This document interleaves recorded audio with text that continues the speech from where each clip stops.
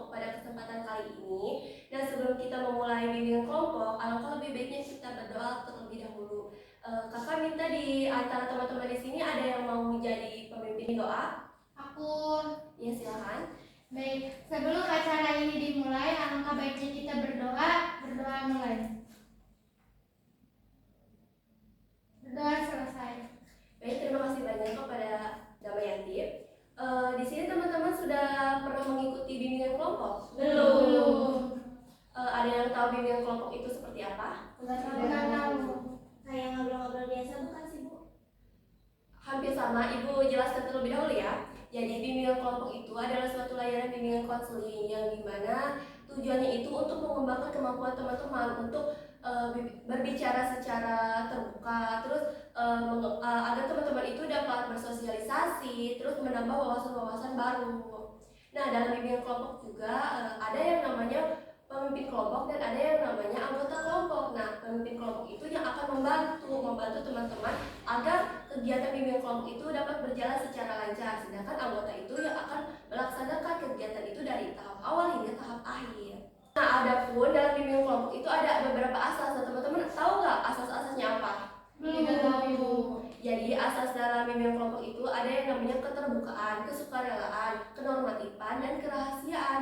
Nah, saya ingin teman-teman di sini dapat terbuka tanpa adanya paksaan ya, terus dengan sukarela juga tanpa adanya ganjilan dalam hati. Nah, teman-teman itu mengikuti kegiatan ini karena sukarela atau karena paksaan dari orang lain? Sukarela. Nah, jadi nanti kalau misalnya dalam pembahasan kita ada yang bersifatnya rahasia, kakak minta kepada teman-teman untuk menjaga kerahasiaan apa yang kita dapatkan di forum ini ya. Dan kakak minta kepada teman-teman untuk cukup di sini, jangan pernah dibawa keluar. Apakah dapat dipahami? Paham. Nah, teman-teman di sini sebelumnya udah saling mengenal satu sama lain? Belum. Ada yang udah tahu kakak ini siapa? Belum. Kita perkenalan terlebih dahulu ya, agar kita tidak merusak tali silaturahmi kita, oke?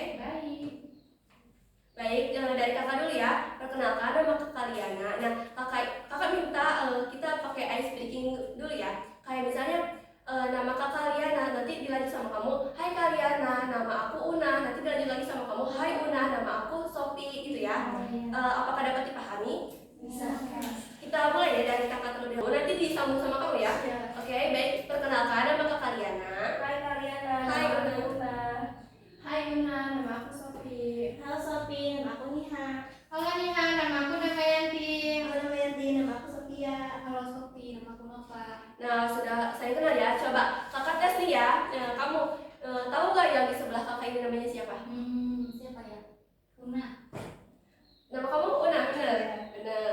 Coba yang kerudung merah, tahu ini namanya siapa yang kerudung krim? Tahu Siapa? Sophia. Oke, berarti kalian sudah saling mengenal ya? Sudah. Di sini kan kita sudah saling mengenal nih satu sama lainnya. Nah, kakak ingin bertanya nih, bagaimana kalau topik pembahasan kita terkait dampak berpacaran? Nah, teman-teman di sini setuju apa tidak? Setuju.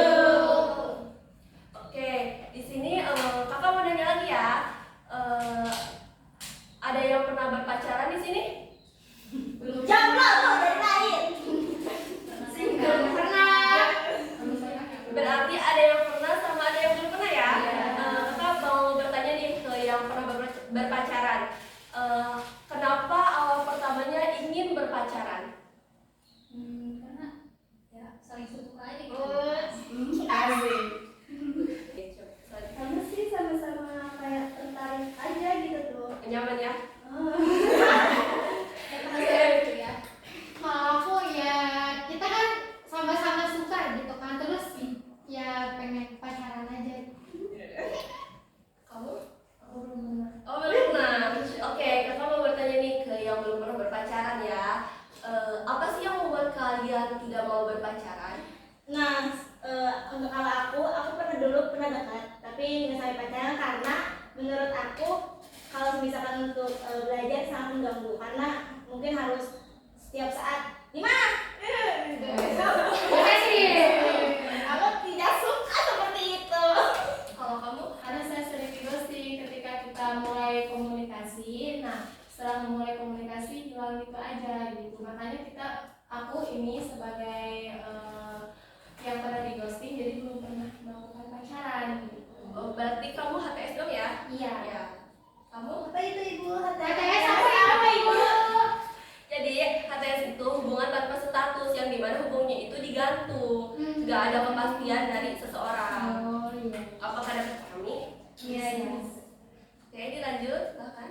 Kalau saya, kalau misalkan suka ke seseorang ada, tapi kalau misalkan untuk berpacaran enggak. Terus juga dari lingkungan keluarga juga apa sih kayak melarang gitu buat pacaran.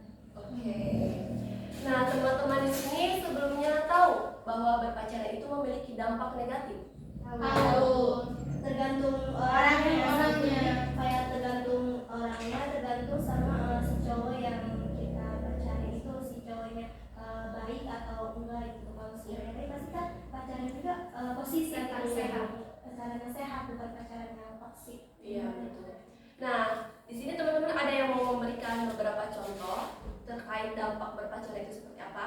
Kalau dari kakak ya, dari kakak terlebih dahulu. Nah, dampak berpacaran itu dapat merusak kepribadian teman-teman ya, kayak misalnya kesehatan mental. Nah, teman-teman itu bertergantungan kepada pasangan. Terus kadang kalau misalnya kita lagi sekolah kita bolos karena pengen berpacaran. Nah, kalau menurut teman-teman ini contohnya seperti apa coba? Aku Ya, silakan. hilangnya konsentrasi.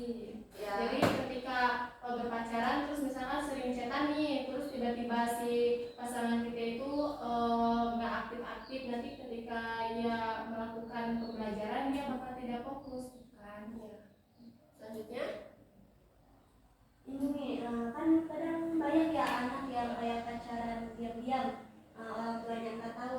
Nah di situ kan banyak anak-anak yang pacaran, misalnya anak-anak remaja ini kayak ketemuan sama cowoknya, terus dia kayak membohongi orang tuanya, intinya mau ketemu teman, kumpul-kumpul teman, kerja kelompok atau apa, ternyata dia ketemuan sama cowoknya. Jadi menurut aku dampak negatifnya itu akan adanya kebohongan kepada orang tua. Kalau dibiarkan aja nantinya berkelanjutan. jadi teman-teman, kakak di sini tidak melarang teman-teman untuk berpacaran ya, tetapi kalian boleh berpacaran, tetapi dengan norma-norma yang berlaku, dengan nilai-nilai keagamaan juga tentunya ya. Jangan sampai kalian melakukan hal yang aneh-aneh yang dapat merugikan diri kalian, orang tua, ataupun orang lain. Apakah dapat dipahami? Bisa. Nah, teman-teman, bimbingan kelompok pada kesempatan kali ini telah selesai. Kakak di sini meminta teman-teman nih dari topik yang tadi kita bahas nih ya, apakah ada yang bisa memberikan pesan-kesan pada kesempatan hari ini? Saya. Ya. Jadi dari diskusi kita tentang dampak berpacaran membuka wawasan saya tentang pentingnya menjaga diri dan membuat keputusan yang bijak dalam hubungan. Terus pesannya itu semoga kegiatan ini bermanfaat untuk kita semua dengan bisa diterapkan dalam kehidupan sehari-hari. Baik, terima kasih kepada Siti Baudoto. Jadi kakak simpulkan kembali ya. Jadi dalam berpacaran itu ada dampak negatif dan positif. Nah, bagaimana cara kita menyesuaikannya dengan cara kita berpacaran itu harus lebih sehat. Nah, jadi berpacaran yang sehat itu dengan cara kita menghargai dan mendukung diri sendiri ataupun orang lain dan tidak merusak norma-norma yang berlaku, dan juga kita harus menjaga kepercayaan orang tua, kerabat ataupun orang lain. Mungkin demikian yang dapat kakak sampaikan pada kesempatan hari ini. Mohon maaf apabila ada kesalahan, dan kakak ucapkan terima kasih banyak kepada teman-teman yang sudah berpartisipasi dengan aktif pada kesempatan hari ini. Baik, cukup sekian dari kakak. Wabillahi taufiq wal hidayah.